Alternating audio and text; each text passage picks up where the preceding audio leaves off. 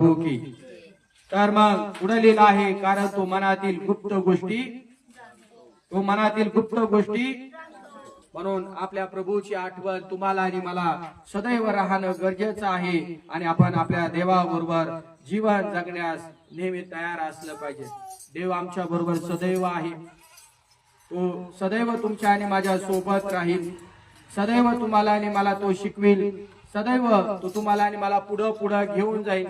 जे पाहिजे ते या जगामध्ये तुम्हाला आणि मला तो पुरवठा करील. तुम्हाला आणि मला कशाची तो कमी घटी पडू देणार नाही.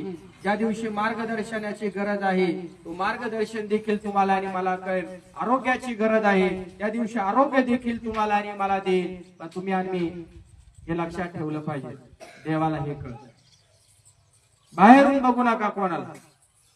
साचपायचं एखाद्या सेवकाला, एखाद्या सेविकाला, एखाद्या विश्वासणाऱ्याला, तर त्याला अंतःकरणातून साचवा.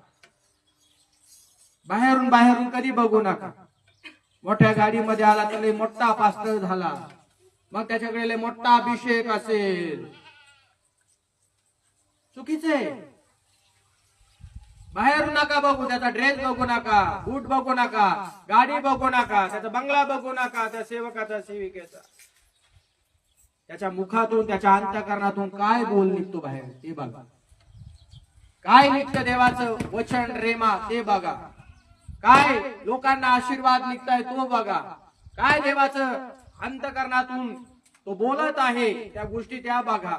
मग त्याच्यावरून ओळखा की देवाचा सेवक तो कसा आहे, देवाची सेविका कशी आहे, देवाचे विश्वासणारे लेकरं कसे आहे, मंडळीतले लेकरं कसे आहे. मग त्याला ओळखा. बाहेरच्या स्वरूपाकडे कधीच जाऊ नका आणि झटपट लगेच एक दुसऱ्याचा न्याय करू नका. तुम्ही सोडाल एकमेकांना, मी सोडाल एकमेकांना.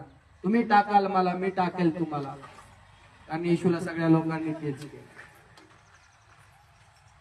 जे जे आपले आपले म्हटले, ज्यांना बरं केलं, ज्यांना रोगानं शुद्ध केलं, ज्यांना शुद्ध केलं, पवित्र केलं, ज्यांना धुतलं, ज्यांना डोळे कान नाक सगळं काही अवयव दिले देवानं, तेच लोक म्हटले.